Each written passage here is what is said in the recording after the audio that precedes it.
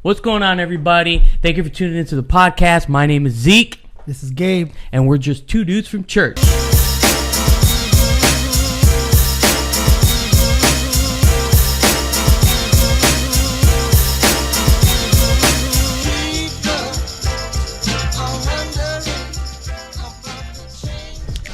So, today's topic is something I hold very near and dear to myself. Today, I want to talk a little bit about fatherhood. For those of you who don't know, both Gabe and myself, we're both in our 30s. Don't say too loud, bro. Yeah, we're both in our 30s. Okay, that's the new 20. Yeah. Okay, we're fairly, recently married. Within 5-10 years married. The only difference is that my boy Gabe is a father. You're a father of two, of Hezekiah and Micah. So I kind of want to go through kind of your thought process as far as, because we all know that becoming a father, that's a huge step. Just to start off, that's a huge step. Your life, I can imagine, just changes completely now. You have brought this human into this world. It's a big responsibility.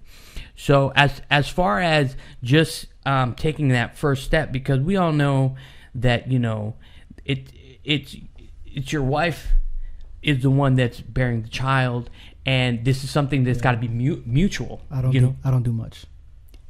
I didn't want to say that, I don't do much. But it's something that you have to sit down with your spouse and have a conversation. Say, this is something very serious. How was that conversation like with your wife before even that was a thought? You sat down. What was that conversation like? I mean, I can only speak like for me and my wife, obviously, but I think in our part, it was more of it was a mutual understanding, right? So like, I'm not going to tell you I was 100% ready to be a father. My wife will tell you the same. Like, we were not 100% ready. But I think it got to a point, like for me, as a kid, I've always wanted a family, right? We all have dreams. We all, yeah. Right, we all have dreams. Obviously, my biggest dream was to play shortstop for the New York Yankees, right? That didn't happen, obviously, right? but I, as a kid, it's like I wanted to have family. I wanted to have kids. I wanted to enjoy that, right? So, right. We got married, fairly young, and we had our first child not too far after we got married, right? But it was more of an organic kind of thing that just happened. It wasn't like, right, oh, we're ready, let's have one, right? It was kind of like, you know what, we wouldn't mind one. So if it happens, cool. Yeah. If not, cool, right? And then it kind of organically just came about, right? And that's how it first was. But there wasn't like, hey, the 7th at 12 o'clock, we're gonna. It wasn't like that. It's nothing scheduled, no, but no. You both sat down and say, okay, we're gonna take this journey, and we're gonna see where it goes, and it's a big responsibility. Yeah, I think in life we have stages, right? And I think, we got married, and we also wanted to enjoy our time together, right? Exactly, As a marriage. But at the same time, I think we both, you can talk to my wife too about it, but we both knew we wanted kids because we want to enjoy life with them as well, right? Of course, I was raised, going on vacations with my family and enjoying the world and seeing the world and doing all these things. I wanted to do that with my kids. I didn't want to get to an age where I was like, right, Puppy, I can't. My back hurts. My back hurts. I can't play with you. Like, I don't want to get to that stage. So it's like I still wanted to feel like I can enjoy. We can enjoy our time with our kids. So that's right, kind of how that happened with us. How did you feel? Because this is something that, of course, I eventually I want to be a father one day, of course, like everybody, who wouldn't want to. But describe to me what that felt like when you held your firstborn son, Hezekiah. Man. Like, I'm a very emotional guy. Okay, I'm not gonna sit here and be like, oh no, I'm gonna cry. Because that's something that you're staring at, your little mini me. It's like, wow, like my wife and I, we created this. Like, what? Tell me, like, emotionally, how were you? So as crazy as it is, I was probably more emotional for my second one than my first one. Oh, okay. Because I feel like my first one I was still in shock, right? Because it's your first kid, right? So I don't, my job, or the way I was thinking when I was in the hospital, was like, be there for my wife. Yes. At all costs, right? Yeah. And my thought was just like, whatever she needs, this ain't about you. You do what you got to do, right? So for me, it didn't really hit me until I put my son in the car. Oh, Lord. The first time. And, I drive, right? I'm not the most that must have been a different drive. Let's just say, I don't get angry, but let's just say I was yelling a lot in the car because I felt like everybody was driving like 100 miles an hour, and I'm just like, stop. I have to get my baby home. Like, I was very protected, and I think that's when it hit me. Was like, man, like we have someone to take care of now. Yeah, no, there's no going back. That's when it really like, and I got home and I'm talking to my wife. I was like, we got a kid now, right? Like in the hospital, obviously, like I held him and I was joyful and there's a feeling, right? That happened more in my second one, again, because I think we learn from our first one and we try to not correct things, but I think we try to live more in the moment for our second one and the third one, whatever. The first one's very like we're still learning, so it's like it's a learning experience. I didn't know how I should react. I didn't know how I was gonna feel, right? So it was kind of all new feelings coming up. There's no manual for. But now, forget about it. I have a love for my kids that surpasses like any love you can. Even me and my wife, it's a different love than the love I have for my kids, right? My firstborn, my secondborn. It's just a father's love, a mother's love. It's different. It's unexplainable, right? But it's just something that unconditional. Like I just want the best for them at all costs. Right. And I know you, like I was saying earlier about responsibilities, and as a dude from church, we have responsibilities within the church, whether we're musicians or we're looked to preach or to direct or to run a ministry. And we get married. Now you're a husband. You have time. You have date night with your wife. But now you gain another title of being a father. So, what would you say? What would you say would be your advice as far as trying to balance out? Because it's tough having two kids. You still want to have date night. You still want to give your 110% in church with whatever you do. What would be, talk me through a little bit about how you deal with that. I mean, for us, the way that it worked for us is schedule, right? Right now, we're not outnumbered. We have 1 and 1. So if we're like, I already know, and my wife has learned this the hard way, right? Mm-hmm. I don't like being late to places. Oh, of course. I really don't, right? Way. And she came into our marriage, and she's opposite. She was always usually late to places. Like, she wants to get ready, back. Yeah, so she learned that fairly quickly. So now she's learned that if we got to be there somewhere at 7, she knows her time period that she needs to do her makeup, to do her hair, to do all these things, right? Of course, yeah. But now with kids, that makes it more difficult. Yeah, now right? that time just gets pushed back more. So usually, that's what I'm saying. It's all about sacrifice at the end of the day. Like, for me, we hear stories of parents, and trust me, we're not the best. We're not the perfect parents. I don't have all the answers for anybody, right? But, what we can do is I'm going to give my best, and we try to do our best, right? And I get it. Kids, you can't plan everything with kids. Sometimes you have it like, we're getting ready, they'll dirty the clothes, we got to change, or something happens. Keep you on your toes. Yeah, so that it does change, but we make it work. So like we have a schedule. So it's like I'm usually the last one to get ready. Okay. Right. So I'll give my wife the time she needs. I'll be watching the kids. She does her thing. She gets ready. We get her firstborn dressed. Then we get the baby dressed, and then it comes me, right? Because I'm usually just boom, boom, boom. We're out the door, 10 minutes. right? And then she gives her time to get the bags packed, to do what we got to do, right? So, but I think in any marriage, you got to find out what works best for you, right? Because even when we had our kids, we worked on schedules, right? She would go to sleep a little earlier. I usually stay up late anyway. I would stay with my kid later, and then we would switch because I would go to work early in the morning.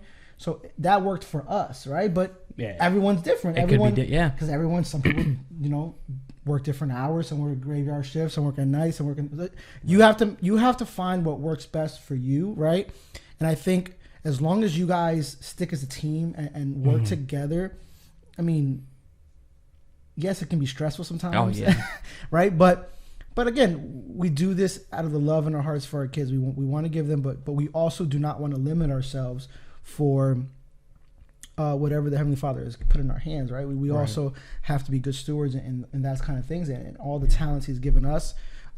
We can't just, the worst thing I think I hear sometimes is when parents use their kids as excuses, right? And I'm a big believer, like, if we have breath in our lungs, there's a way to figure it out. There's a way to make things work, right? Now, can I say yes to everything that maybe if I was single I could? No, I have to be smart, and I've learned with experience not to stretch myself thin, right?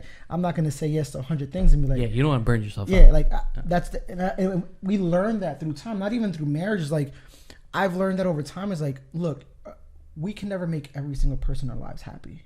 Yeah. Right? If we're not watching out, taking care of ourselves, we can't help or assist anybody else. Exactly, dude. That's Yeah, so that's kind of how I just like, there's always a way, there's always an avenue, there's always as long as we just, we get it done, we want our kids to see also the ministries we have given so that they can learn and they can be excited and be like, oh, daddy and mommy, they do this, they have to do this, and they get excited to get into ministry as well, right? That's what we want. Being role models, I can imagine you being up there, whether it's preaching or playing music, that your son sees that, and being a father, you're your child's first role model. They're the ones that they look up to, like, I want to be like my dad when I'm older. And Hezekiah, how old is Hezekiah now? He's 5. He's 5, and Micah is 6 months. Now, did you guys plan that? Did you want Hezekiah to be a little bit older? I'm like, we want him a little bit older. Maybe he can help around. It's a funny story, right? Funny story. Good. So we had our first child, right? And again, there's no manual and there's no blueprint to how to raise kids. It's just a matter of adapting. Look, we love our parents, right? But they didn't give me that. They didn't say, here you go. This is how you raise a kid, A, B, and C. Here you go. This is how expensive kids are going to be. Here you go. Yeah, that's another thing they don't teach you these things. So like, we learn. So like, after our first one was like, we were talking like, do we want another one? Do we not? Are we good with just one? Right? And I think it kind of happened organically. Our decision was kind of made by our son. Oh, okay. Because he got to that age, and we were like, we didn't want to wait too long that it was like a huge gap. You know what I'm saying? So like, we wanted to keep it. So we, in our heads, were like, if we're gonna do something, we have this time period. But we were still conversating like, do we want to? Do we not want to? And then it just, you see him playing by himself, and it's like, oh man, he needs somebody. Pulling at the strings. Yeah, but he never. Then it started going, I want a brother. I wanted this. I'm like, all right. I'll talk to your mother. Everything. I want someone to play with. I want like all this stuff. So it was like, he kind of made our decision for us, really. And then, I want a brother now. But but the funny story is like, he did not want a sister. Oh my goodness. But it would have changed, obviously. But like in his head, he wanted a brother. Like, no, I'm getting a brother. Right. So when we ended up, my wife ended up getting pregnant, and we had the reveal. I remember his reaction because it made me crack up because I have it on video and I keep seeing it, and it was like a kid in a candy shop. He was like, "Yeah!" What do you? Yeah, like pretty much, right? That's how he was, and I was like, "Oh man, like that's what we like." I want them, and the relationship that he has, as even though there's going to be a 5-year difference, I believe. The love he has for his little brother, like we try not to force him, like, oh, you have to take care of your brother, you have to do this for your brother. Right. Sometimes in Hispanic households, that can happen, right? Let's be honest. We have brothers. We both have brothers, and that's how it was. It was like, you guys watch each other's backs. Even though we beat each other up, and stuff like that. But at the end of the day, it's it's all love. So that's what I try. Like, I want to teach him, like, be there for your brother. But I'm never gonna say you need to take care of him. You need to do this for him. No, So everything's happened. Like he's been very helpful with my wife with like helping awesome. with the baby and being very protective. And every time I pick him up from school, he's like, oh, I can't wait to see my brother. Like it's very, and I pray that continues on, as they get older, because we understand that, relationships grow, even as brothers, and Right. Sometimes distance or people move, and we grow. But at the end of the day, we're family, and that's what we try to instill in our kids. That no matter what, like you said, we watch each other's back. We're there for each other, no matter what, no matter the distance, no matter where we're at in life. This is our family. Right? It's us against the world. Yeah. I wanted to bring up a story that you were telling me. We were talking in church, and I remember you came up to me, and I think you might have been preaching, and you had put on a tie, and you were telling me how Hezekiah came up to you, and he's like, Dad, I want to wear a tie. And you're like, okay. Yeah. Going back to being a role model, like that must be like a joy to see your son. Like he wants to go to church and look good. Dude. And he sees you, and it's like, no, I wanna wear my tie. I wanna one day do what you do. Look. And like how do you like, because the Bible talks about that. You instruct them when they're young, so when they get older, they can remember. It's a matter of like how do you like talk me through that? Like that I'm gonna be honest with you, that was a super proud dad moment. Oh, right? Of course, because yeah. People that know my son, he's not the biggest. He has ties, but he's like, they bother my neck, whatever, right? So,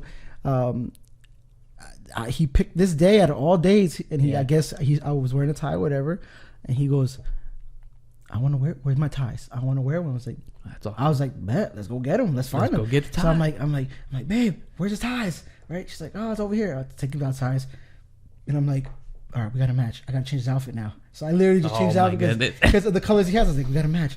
And he's like, okay, yeah. So we put it on. I start to button the top, and he's like, what are you doing? I'm like, you got to button the top button to put a tie. He goes, no.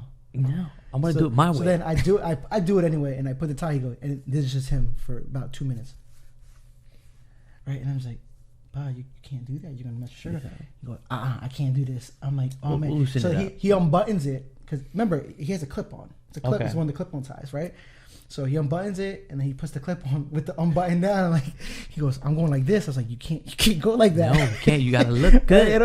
So then I'm like, he really wanted to wear a tie, and my wife's like, "We gotta go." I'm like, "Yeah, but I'm gonna make this work." So luckily, I have some skinny ties. I'm like, you know what? I'm just gonna make it work. So his favorite color is red, like mine. So I get a red tie, skinny tie. I literally make a tie for mine's. Tuck the extra stuff in. Oh my god, I remember that, tucking in the excess in our shirt and tucking it all the way down. And it looked, and he was the happiest kid in the world, man. And I love that. Your wife was telling me a story also about your son's very attentive when it comes to whoever's up there preaching or ministering. Your wife was telling me a story about how when I was preaching, the whole premise of my preaching was I was talking about mountains, climbing the mountains, and your wife was like, this kid came home with a piece of paper. He had drawn mountains. He had drawn little stick figures of you. He had written down a verse that had said, and I go, that's amazing how, they compare the mind of a children like a sponge. Yeah. They see that and they just absorb so much. Because he's getting into the whole reading, writing right now, so he's learning how to sound things out. So he was sitting next to me, and he goes, "Dad," because he calls Ezekiel, right? Ezekiel. He's Ezekiel. He's like, he's talking about mountains. I need a paper. I was like, okay, here's a paper. Right, here's a pen. And he just started, and I see him trying to sound it out. and I see him, and I understand what he's writing. He didn't write it correctly, but you can tell where he was going with it, and then he started drawing it, because that's how they're learning in school, is like looking at the pictures and then relating them to the words. Sometimes that helps them, right? So that's what he was doing. I still have the paper at home. I saved it. That's awesome. Yeah, and then he's like, because he wanted to give it to you, and then he got upset because he poked a hole with the pen by mistake. And then my son could be a perfectionist sometimes with it. He's like, no. It's ruined. He goes, it's ugly. Throw it out. Like he got mad at me in the car because I wanted to keep it. He goes, why do you want to keep that? It's ugly. I poked a hole. Yeah, he's like, I poked holes in it. He goes, I didn't mean to, but it happened. He's like, throw it away. I was like, no, I want to keep, because like I said, like you said, like, he was very attentive to what you were saying, and even at 5 years old, That's awesome. wanted to like he was asking us like, David, like he was trying he was trying to piece it together, and that's what we wanted. And like, I get it, kids are going to be kids, right? And their attention span is not always there, but in those moments where you get them, right, I want to continue it forward. I don't want to halt keep the it. ball, keep the ball rolling. That kind of reminded me when I was younger, I would do the same thing. I would ask, whether, because the church I grew up in was the majority, and very well, the majority was like your family. Yeah, aunts, uncles, or whatever. And I would sit there and draw whatever. And it kind of reminded me of like when I was younger. And then I think about how our parents raised us. Mm-hmm. And I hear a lot of fathers sometimes say that when I was younger, my dad would tell me something, my mom would tell me something, and I never really got it, right? And then now that they're fathers, they go, "Oh my goodness, I act just like my dad," or I did what my parents did to me. I kind of see myself doing the same thing with Hezekiah or with Micah. Is it something that because I know you spoke about, it's like a matter of adapting. Everybody's different. Do you see yourself like that structure that your parents put on you? Are you instilling that in your son, or are you kind of just like, I'm going to kind of do this? So I'm going to tell you a secret. I never liked being compared to my dad when I was growing up. Like, isn't because you want to be your own man. Because you want to be. Now it's changed, but like especially when we're younger, and many people in the church can understand it, especially in Hispanic cultures. For some reason, that we're all juniors. No matter what, we're all juniors. We don't even have the same name. Yeah, Samuelito, Samuel Junior. Like all these things, and I was like, that's not even my name. Like I don't even have that. Or you're the son. You're the son of Sammy. You're the son of like. No, I'm my own. I have my name. I'm a person. But again, we're kids, right? Now, as we become adults, like, it's changed. But a lot of those things that I was upset, or I didn't want to be compared to my father. Mm-hmm. My wife goes, she looks at me, like, you sound like your dad. And I was like, man, no. Like, what? but that's good, because that says that even though people didn't think we were paying attention, we're paying attention. That's what I'm saying. Yeah. That's one thing, as a father or as a parent in general, is like, your kids are listening all the time. You can, like, my wife will be on a phone call in a room and my son's drawing on the table. He goes, Mom, what are you talking about? Like, and he'll like repeat, like they're always, so like, that's why it's very important. It's like, yes, the things that I thought maybe weren't instilled in me obviously were, right? From what my parents taught me, what my father taught me. And as I grow up, it's like, now I appreciate the man my dad was, and the sacrifice he did for us, right? As kids, we don't get it. Sometimes we think our parents are being too pushy. They're being unfair. They don't understand what I'm going through, right? And I said that a lot to my dad. Like, you don't get it. You don't know what my feelings, right? But it's like the things in style now, right? It's like everything comes back around, right? Everything that from the 80s, like, they're gonna come back around in style, right? Same thing. So like, maybe it's a different situation that we may be confronting as teens and going into adulthood. But our parents went through stuff too, right? They were young ones, and they went through things just in a different time period. But now, as a parent, as a father, it's like, yes, I want to instill some of those things that my dad instilled in me, right? And it's like anybody, you take the good and you take the bad that you think is bad, or you want to. We all have our styles of parenting, and I give the good to my son, right? And I want to instill them in these ways of our Heavenly Father, and to love Him and to cherish Him and be grateful for everything we have. And we try, right? We try to get Him involved in prayers home and knowing all these things, or not behave, but I'm very big on showing love to others, right? Not being generous, but being kind, right? And it was crazy because we just got out of a parent-teacher conference like last week, and his teacher rave and pretty much was like, oh my God, he's just such a light in this class. And that's awesome. His smile is infectious, and it's like, that's what we want. And she's like, he's so kind, like he helps me without asking, right? And I go in my head, I'm like, where's that at home? Right? But it also fills my heart to know that the things that we're trying to instill in our kids, it's paying off, right? Yeah, of course. Other people are seeing it, and that's all we want. Is I want my kid to show love and be kind to others, and have love for all, right? And all we can do as parents, as like you said, is just be an example, right? Yeah, we're not be perfect. An example, be there for them, yeah. And I as far as that, that's awesome.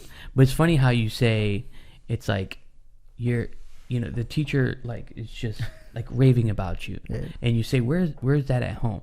Now there's a topic, okay? There's a topic that's might be sensitive to some of our viewers, and that's the discipline, because we weren't angels when we were little. Like let's be honest, you know. And sometimes we got discipline, you know, and sometimes I've had it sometimes that little look you get in church, like. Yeah. You know what I mean? And I feel as though like our generation is so much more different. Like we're Yeah, so like for me, I think I'm in the middle of both. Right. So I appreciate some of what our parents did, and then I'm like, but I don't want that part of it, right? I don't want that. So part. it's like but I think again it comes down to you speaking to your wife, you speaking to your husband, and figuring out how you're going to do it as a couple, right? Because you can't go, you're going left, she's going right, because it's never going to work, right? Because they're going to see, oh, I can go to daddy and get away with it, and then mommy, no, you're not. Yeah, you got to stand fast with things, right? No. And yeah, sometimes as a parent, it's hard, but we also, at least the way I feel is like, we're their parent for a reason, right? And our job is to protect them. Our job is to be there for them. Our job is to push them to be better than us. I love my kids. I want them to always feel comfortable talking to me, communicating, but also align that I'm still your father. Yeah. Right. So that's that line that's always been that gray line. Like, right, this is like, I want you to come to me, but don't come too much. Then I'm not going to discipline you for something at the end of the day. Right. But yeah, I think you got to find what works best for you, right? I can share you how we do things, but that may not work for eventually whenever you and your wife decide, right? That you guys may be totally different, right? However you guys want to do it. But I think the key that I've seen is together. Yeah. Don't be separate. Yeah. Right? Figure it out, sacrifice, figure out a way that, me and my wife had those conversations like, how are we going to discipline? Yeah. How are we choosing to discipline, right? Because, in our time it wasn't there was a lot of talking going on. When the question arose, how should we discipline? There was an array of weapons. No, but that's and I like how you said that, and that was going to be my next question. And I, like I said, I love how you said that whatever you guys do, of course, it's a team effort. It's not something that it's like, oh, it's just one-sided. Because then they develop, well, I can get away with I know what I can get away with. Kids are smart. Mm-hmm. They know what they can get away with. And it's like, I love how that you said that it's a team effort. And dude, I'm going to be honest, I'm excited. I'm excited, Good. Yahweh willing, when the day comes, I probably won't be prepared. No, but you're not I'm thankful that I have people like you that you've been there, you've done that. I can ask you questions like, dude, I don't know what to do. It's okay that you don't know what to do. I will show you how to put a mean pamper on. A mean pamper. I know that had to have been an experience itself just there. Like, what do I do? Well, look, for our first one, yes, it was like a whole new world, right? It took us a while. Accidents happening, that I'm just like, oh man, like, right, I could tell you stories, right? But for the second one, I feel like, not that I'm a pro, but it's like, but you can close my eyes and I can do it, right? Because especially with Pampers, you're going to change a lot of Pampers, right? Oh, and that's one thing that I hope any dad or any man understands, right? Sometimes I feel like that gets lost in translation. Mm-hmm. It's not your wife's job to do everything. Yeah. Right?